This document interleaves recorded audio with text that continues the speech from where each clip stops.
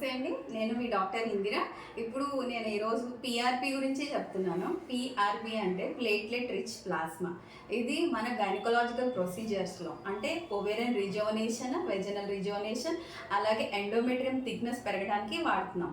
Patient యొక్క own బ్లడ్లోంచి 15 to 20 ml blood తీసి దాంట్లోంచి డబ్ల్యూబీసీ, ఆర్బీసీ, ఎర్ర రక్త కణాలు, తెల్ల రక్త కణాలు సపరేట్ చేసి ప్లేట్లెట్స్ ఒకటినే వాడుతున్నాం. మనం ఎందుకు ప్లేట్లెట్స్లో గ్రోత్ ఫ్యాక్టర్స్ ఎక్కువ ఉంటాయి, సైటోకైన్స్ ఎక్కువ ఉంటాయి. దానివల్ల ఈ కాన్సన్ట్రేట్ని మనం ఎక్కడైతే మనం పెడతామో అది సెల్ రీజనరేషన్కి, సెల్ని కొత్తగా రీప్రొడ్యూస్ చేయడానికి, హీలింగ్ ప్రాసెస్ని ఎన్హాన్స్ చేస్తుంది. ఇప్పుడు మనకి పొర సరిగ్గా డ్యామేజ్ అయ్యి ఎండోమెట్రియం కనుక బేబీ నిలబడడానికి ప్రాబ్లమ్స్ క్రియేట్ అవుతున్నాయంటే ఈ ఎండోమెట్రియంలోకి మనము 0.5 ml ఆఫ్ పిఆర్పి ఇంజెక్ట్ చేయడం వల్ల ఎండోమెట్రియం థిక్నెస్, వాస్కులారిటీ అనేది పెరగడం 3 daysలోనే మనం నోటీస్ చేసుకోవచ్చండి. అలాగే ప్రెగ్నెన్సీ రేట్స్ కూడా హై అవుతాయి. Thank you.